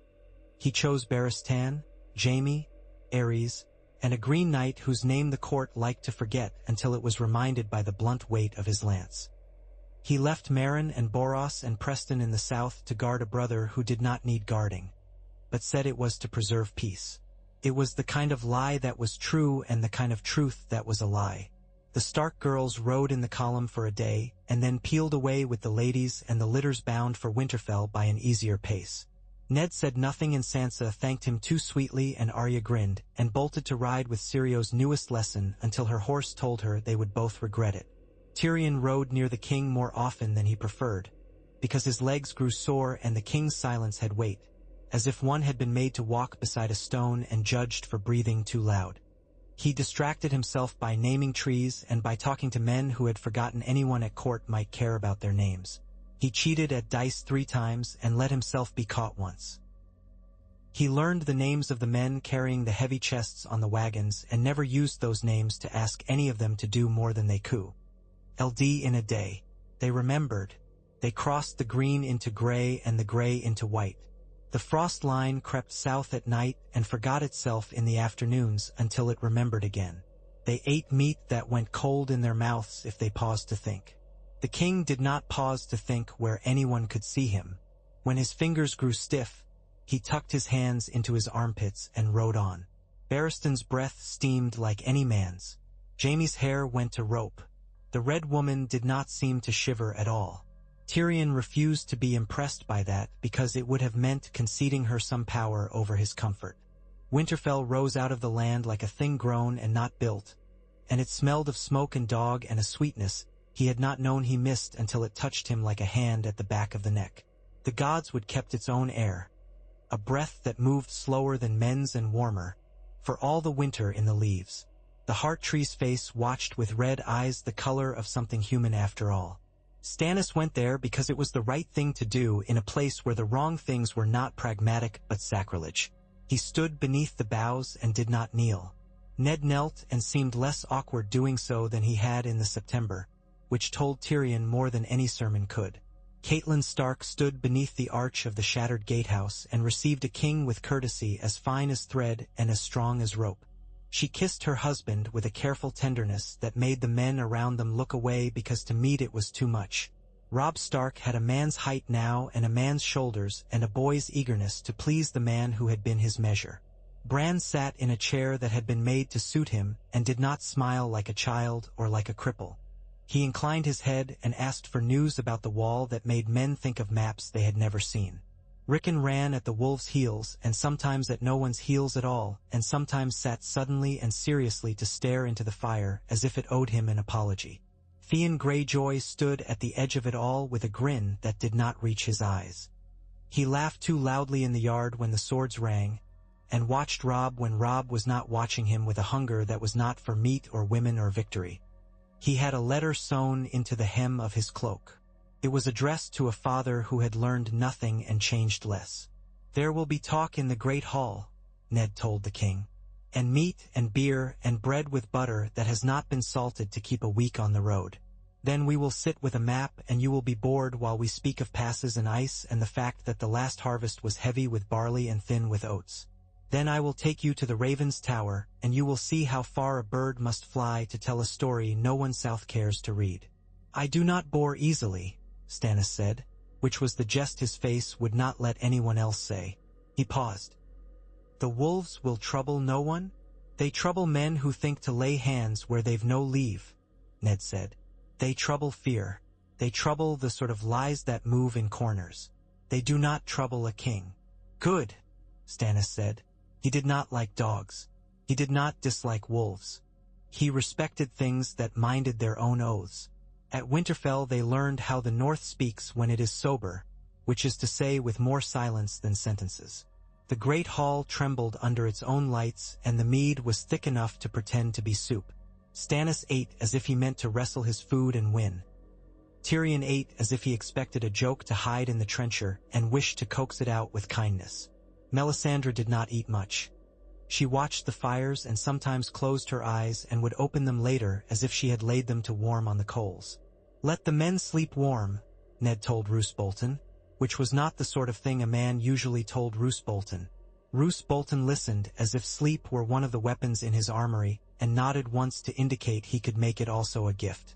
Great John Umber bellowed at a boy for spilling salt and then bellowed at the salt for being spilled, and then sang so beautifully that it made a woman near the door clasp her own mouth to keep the sound from escaping in a too raw way. On the second morning, frost clung to the wattles like lace. Tyrion walked with the king along the inner wall and listened. He had learned that men reveal more by what they do not avoid saying than by what they blurt. "The watch is not what it was," Stannis said. "The watch is what men have paid for. The watch is what men have allowed it to become," Tyrion said, which is another way of saying the same thing with the guilt placed where it belongs. Stannis's mouth moved that same small fraction it had moved when Jaime had told the truth. "We will pay."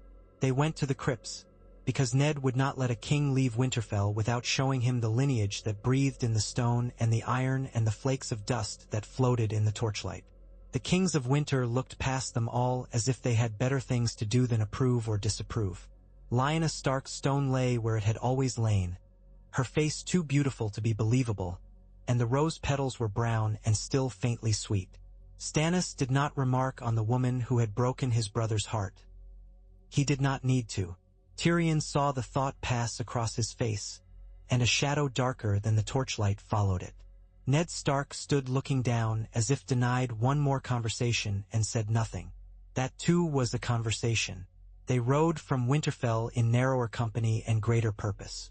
Robb came with them with a band of men who had seen more wolves and snow than walls and baubles. Theon came because Robb did, and because there are men who cannot abide not being where things happen even when it will hurt them. The gods would watch them leave. The heart tree did not blink. The king. Road north of Winterfell becomes less a road and more a choice to keep going. They kept going. The pines shouldered in, and the air lost the smell of men and learned the smell of old cold. The first raven from Castle Black found them under a sky as pale as breath.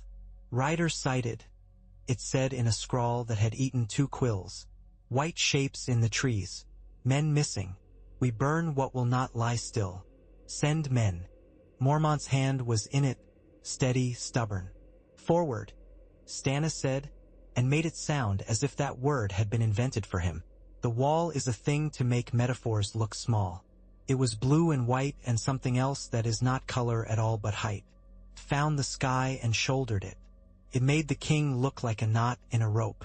Tyrion felt, as he had before, that if one could lean against it one might hear the bones of the world creak. The men on it had faces burned wind-brown, and they made a sound when they saw the king that was not cheering. It was something older than that. Tyrion found himself moved by it, which annoyed him. Lord Commander Mormont waited with a stiffness that had outlasted 20 winters. Jon Snow stood behind and to the side, where he thought his worth would not distract. When he met Tyrion's eye, he let the ghost of a smile show. Ghost the dire wolf ghosted at his heel. The red woman's eyes flicked to the beast and then away. "Your Grace," Mormont said, "you come with ships at Eastwatch and wagons at the Shadow Tower and men at my gates. I had forgot kings could do those things." Stannis inclined his head. "I will expect masters of coin and words in the south to make me pay for it," he said. "You will spend it, and you will tell me how." Mormont's beard moved. It might have been a smile. They went up on a caged hoist that groaned as if it could feel who rode it. The wind at the top ate faces. Melisandre's hair went to a banner, and she did not reach to catch it. Jon pointed. "There," he said, and Stannis did not pretend to see until he did. A line of trees looked wrong, as if someone had combed them backward. Smoke, a thin pale thread, frayed at the edge of the world. The forest moved in places where there was no wind. "Rangers," Mormont said, "and things that stalk them.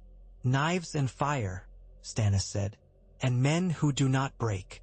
Davos arrived 2 days later with a hoarse laugh and a splinter in his thumb and 3 casks that had to be lifted by 6 men. He spilled one with theatrical carelessness, and the obsidian slid out like a spilled night. The men of the watch made a noise that sounded like reverence and dismissals both, and then set about doing work with it that made poetry of neither. Shafting a blade is not romantic. It is glue and leather and cursing. It is the work that keeps men alive. They tested the first of them not a league from the wall. It was not a test planned by anyone who would take credit. It happened at the hour when the light is not sure of itself and men's bones begin to think about food. The snow had a crust that lied about its strength, and a man put his weight wrong and went into the thigh. A shape came out of the treeline with a grace that made it insulting. It wore a form like a man's but moved like something that did not need to. Its armor caught the failing light and made it into knives. The sword was thin as a thought. The first 2 men who saw it froze. The third did not. Jon Snow did not throw like a Southron. He threw like a boy who has been taught to do without, like a man who has learned that some things must be done quickly and will not be done perfectly. The dagger left his hand and looked foolish for a heartbeat, end over end. Then it struck where a throat would be. The sound the thing made was not a scream but something that decided not to be a scream. It fell against the tree beside it, and the tree shuddered as if the cold had reached it at last. The air around it changed. The first ranger who had been aiming his spear forgot to breathe. The second remembered to pray. "Glass?" Mormont said, flatly, as if making a tally. Stannis's mouth did not move much, but the set of his eyes changed. "Good," he said. "We will make more of it. We will not have enough," the Red Woman murmured as if to herself. "We will have as much as we can," Stannis said, with the finality of a door shutting. "Davos will bring more. Men will learn to use it. Fire and glass and steel. And walls. Words," Melisandre said, and for once a kind of gentleness crept into her voice. "There are words that burn, your grace." "There are," Stannis said, "and there are men to speak them, and there are things that must be done that are not words. We will do them all. But we will not burn gods in Winterfell to please yours." She bowed her head. The bow was real. They planned until the lines on the map began to scuff. Stannis stood over them and moved pebbles and bits of bone as if he were being paid by a frugal lord. Mormont said he would send men who could be spared and apologized for the shortness of the list. The watch's food was counted and counted again until even the bookish boys could recite the ledger in their sleep. Davos swore he could coax one more ship from his friends who had not liked his new lordship but liked the coin that came with it. Tyrion wrote 3 letters to men who owed him favors that were not favors anyone would wish to admit. 2 of them sent back promises and the 3rd sent back wine and said he had always thought Tyrion the cleverest of lions. Tyrion drank the wine and did not write again. The North did not rest because the king had come to it. It sent its own messages. A rider stumbled into Winterfell bringing a breath that was salt and iron. Balon Greyjoy had declared himself king again. He had sent longships up the stony shore and down into Deepwood Motte and along the fingers that the Dreadfort watches with an appetite. He had sworn or had sworn for him by men who liked his old words. The Isles would take what men on land had never been hungry enough to protect. He had not struck at Lannisport. He had looked inland, toward the heart of the North, toward Moat Cailin that had blocked armies and broken them like combs. "It is always the sea when the land looks away," Ned said, when the letter was read in the hall at Winterfell. "It is always the old grief when you have finally set aside the new." "My brother Renly will be amused to learn there's another king," Stannis said without humor. "He took a wife who smiles for 3 and will now have to remember how to look serious for himself." "This is not a jest," Robb said, and the quick hot anger in him showed through his courtesy like the first lick of a flame. "Deepwood Motte is held by Glover men who have drunk at our board. I'll ride." "You will wait," Ned said, and the word had the iron of the wall in it. "You will wait until the passes are scouted and until we know which of the old stones Balon thinks he can loosen and pry up. You will not ride into a net he has been weaving since before you were born." Theon laughed too loud and then stopped when he saw no one else shared it.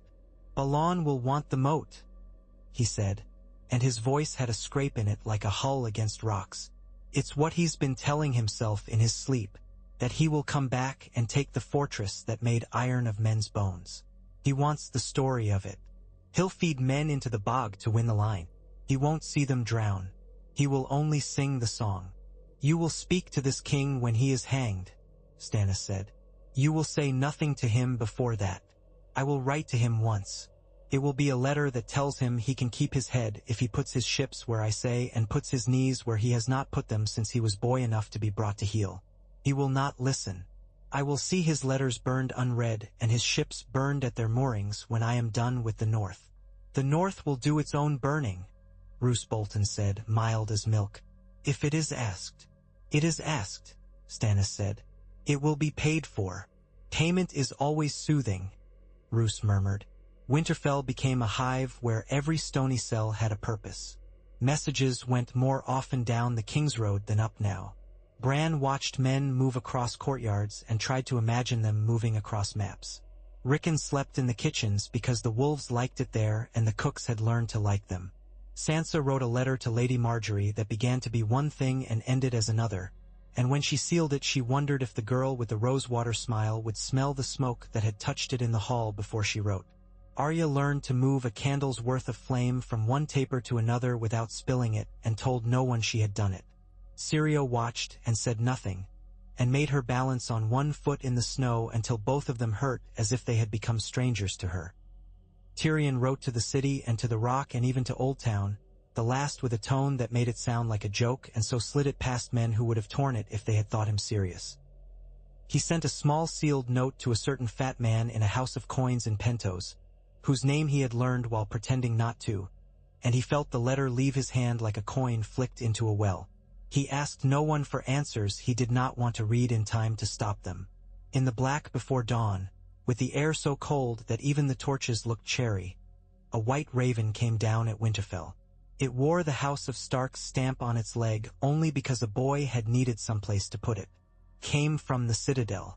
Said winter had come. Men who had been saying it for years in a lazy way stopped saying it and started acting as if the words had weight. They moved then, not like a troop in a pageant, but like a machine that has had its parts oiled and its gears sanded and now must do the work for which it was built.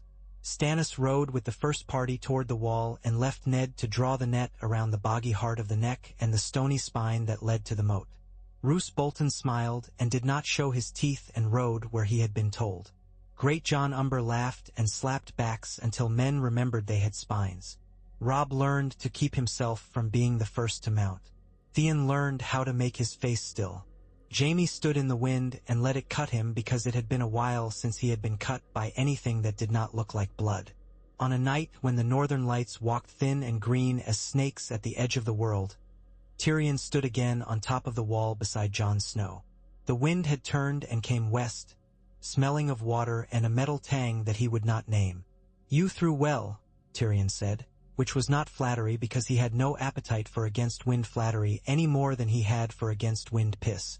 Jon scratched Ghost's ear without looking down. "I used to throw stones at trees," he said. "It seemed stupid then. It seems less now." "Many stupid things grow less stupid with use," Tyrion said. "I am living proof." Jon's mouth twitched. "What do you see when you look out?"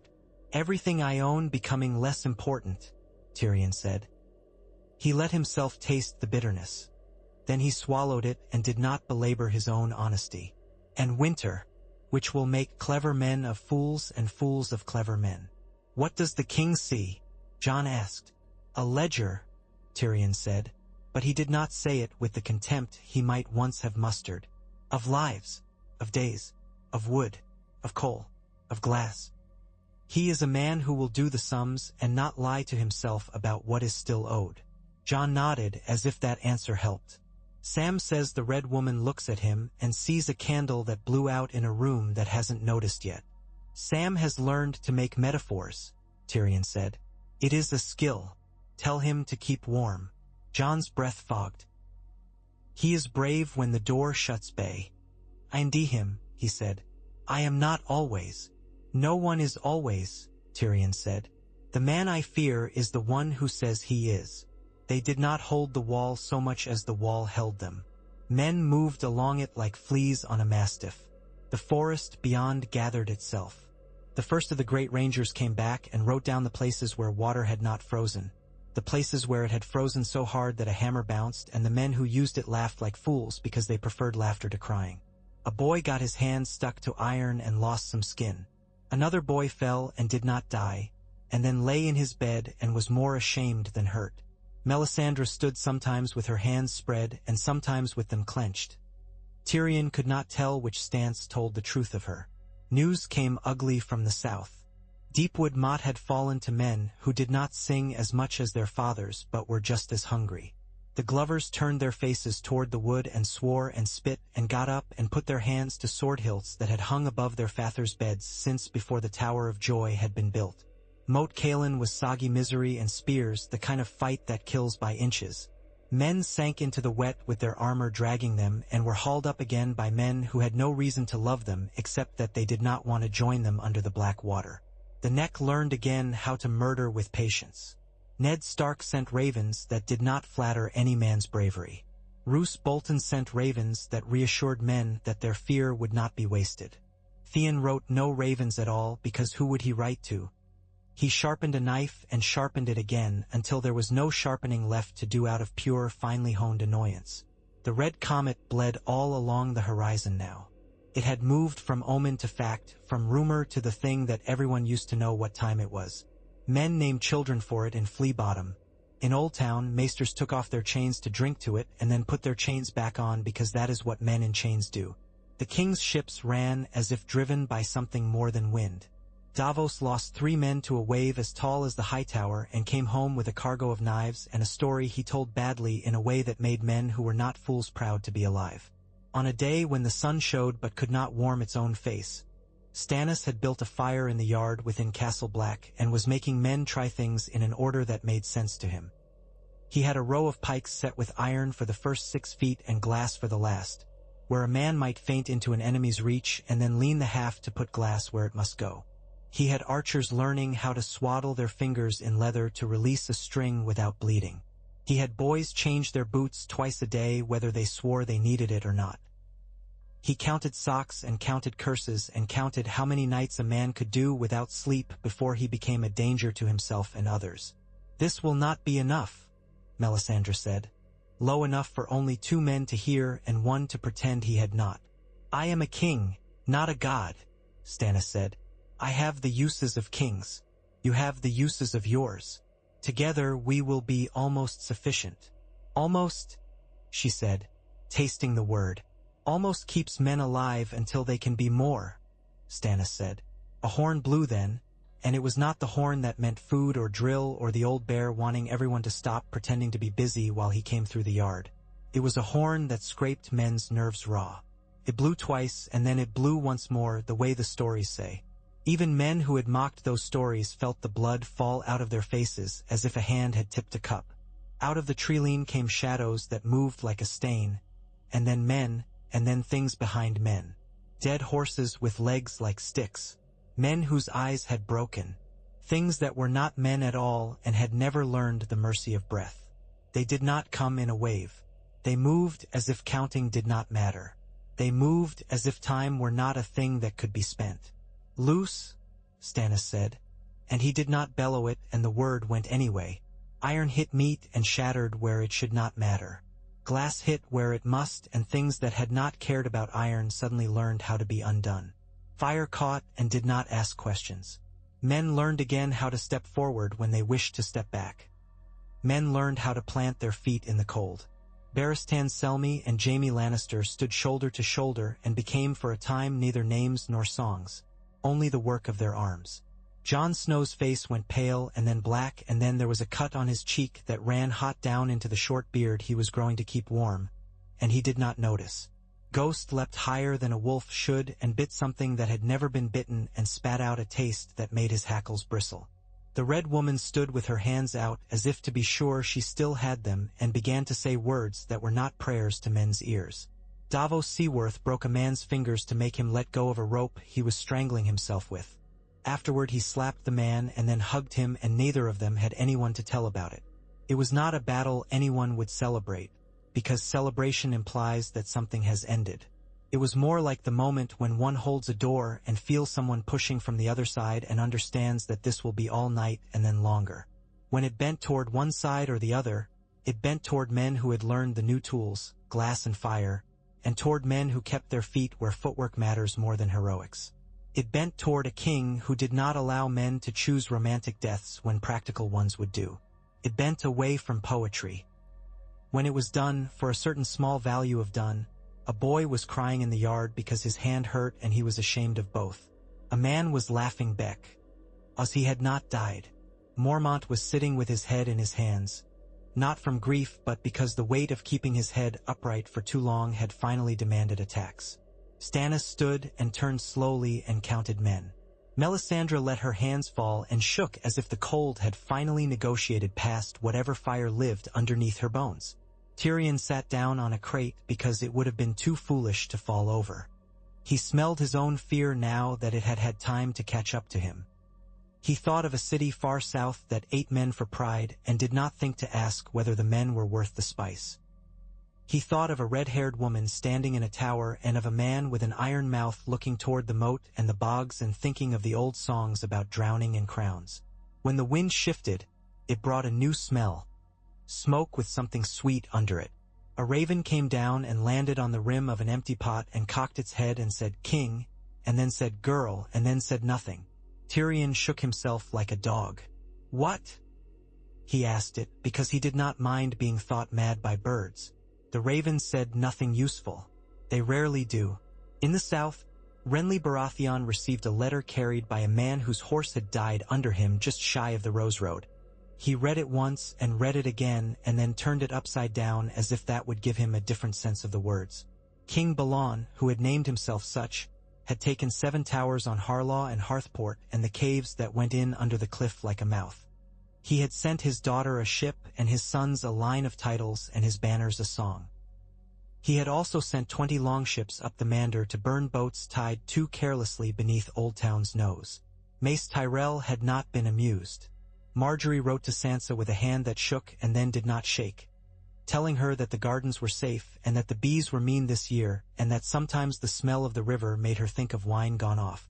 Peter Baelish continued to smile and set traps and step around other men's teeth. Varys continued to murmur and to wait for his own ships in the east to hear what a city half across the world was now saying. That a girl had gone into fire and come out with 3 small dragons that screamed like kettles and were ugly and beautiful and greedy. He set that bald fact on a shelf with other bald facts and refused to be surprised. He had expected a dragon, just not that one. At the Rock, Cersei learned the news and broke a glass and cut her hand and did not notice until the blood ran to her wrist. She laughed then, and the laughter made the women outside the door look at one another and decide which of them would go in and clean what needed cleaning. Kevin wrote to Tywin and received a 3-word answer that could be read 3 different ways. Tywin himself paced in a room too small for him and imagined the shape his banners would make against a snow sky and said nothing of it, because saying makes a thing less and he preferred to keep it whole until he could use it. In Winterfell, Sansa held the red comet in her eye until tears came and she did not blink them away. Arya ran spool after spool of string across a room with Syrio until the web filled the doorway and the man laughed and said, "Now you see why you must step where you think you cannot." Bran dreamed of wolves who did not obey maps and of a boy who knelt before a tree and found that the ground beneath it had veins. Rickon told the kitchen dogs that if the dragons came he would pat them, and they believed him in the way dogs believe boys who sit on floors with them. On the wall, the men counted injuries that could be healed and dead that would not get up again. Stannis slept for 3 hours and woke as if waking had been a command. He stood in the yard and put his hand on Jon Snow's shoulder and surprised himself by saying, "You did well." Jon nodded. He did not say, "So did you." He was not a fool. Tyrion found the Red Woman by the fire pit picking at the ash, as if she could make it tell her a better story if she worried it into another shape. "What did you see?" he asked, not mockingly. He had earned himself the right to be given one honest lie. She did not look up. A shadow of a man walking ahead of him, and a great white face looking down, and 3 small shapes that will not stay small for long, she said. And a woman with a crown of iron that does not fit. "That is too many pictures," Tyrion said. "Pick one and commit. Men like their prophecies neat." "You will get no neatness from me," she said. "Or from the world." "No," Tyrion said. He tucked his hands into his cloak and leaned closer to the heat. "We will make our own neatness where we can, and hold here, as long as we can, against everything that is not neat and never was." She looked at him then and her eyes were very dark, and for once he thought there might be a person inside the fire and not only fire inside the person. "That is an oath worth keeping," she said. He made no oath. He had made enough in his life to learn the taste of their breaking. He stood in the breath of heat and watched the sparks lift and flatten and go out before they reached the men on the wall, and counted, without meaning to, how many, and for how long, and whether the next gust would take them higher. By the time the next raven came with word from the neck that the Ironborn had been halted in a place with no name and much mud, that 3 towers of the moat had burned and the smoke had hung low and mean, that a boy with wet hair had changed something in his eyes that would not change back, the wall had found its own rhythm of war. It is a rhythm that never really ends, only quiets between verses. The king's men adapted to it. The watch remembered the beat. Davos posted lists and lay down for an hour between ships and admitted to a man from White Harbor that he had never liked fish, and the man laughed and said he would live to like them now. Barristan sat with Jaime with their hands in hot water, and the old knight told a story about a boy who had thought a sword was a path and learned it was a burden, and Jaime did not laugh. and later, alone, he did, quietly, and felt older finally than the armor he wore. When the king at last called council and the maps came out again and the words that must be said were said again in new order, Tyrion leaned over the edge of the table and said, not lightly, "The world has found us. Let us not let it put a price on us we do not mean to pay." Stannis looked up and, for a breath, something like tired affection flickered and was gone. "We will pay in less blood than we might," he said. "We will pay in glass. We will pay in fire. We will pay, if we must, in steel. We will not pay in honor and then have none left." "That is an expensive vow," Tyrion said. "It is the only coin worth anything in a winter," Stannis said. He put his finger on a line that ran from Eastwatch inland and followed it with the accuracy of a scribe. "Here," he said, "and here, and then here. We will be where they do not expect that we can be. We will teach them to think again." "And the South?" Mormont asked. "You will peel your eyes in two and send one down the King's Road?" "I will peel my brother for that," Stannis said. "He will yelp and do it better than I would. Lord Stark will tie the knot that holds the neck. Lord Baelish will count and Varys will whisper and the High Septon will pray. And if a girl hatches dragons far away, then we will bring that into the sum in its proper place, when it is not rumor but meat. I do not spend meat I have not seen." Tyrion smiled thinly. "See that you do not spend me too early either," he said. "You are overly dear at any time," Stannis said, and the line at the corner of his mouth moved again. Outside, the comet burned a line across a sky that would not thaw for months. Below it men slept in shifts and dreamed of warmth that was not the warmth of their own bodies. Below it a boy in a castle of rock wrote to a father who had forgotten him and then did not send the letter. Below it a girl in a city of spices put a dragon on her shoulder and pretended not to feel the way its claws had begun to prick. Below it the sea grumbled, always wanting to be land. Below it the land grumbled, always wanting to be ocean. The world is noisy in winter, but there are places where the noise becomes a kind of music a man can march to, and the wall was one of them, and the King's Road another, and a keep built like a wolf a third. It is not a kindness that men do when they keep a thing from breaking. It is only a choice. It is only the work. The men doing it in this season were not kind, as a rule, and not often gentle. They were stubborn and apt to take offense and fond of the smell of their own prudence. But they were enough to hold for a while, and sometimes, in holding, men learned to become other than what they were. Tyrion did not know whether he had changed. He felt thinner and heavier by turns. He dreamed less of wine and more of maps. He made jokes when he should not and shut his mouth in time to make them less cruel than they would have been 2 years ago. He drew a dragon on a scrap of parchment once and then burned the scrap because he did not like the way thinking about it made him feel.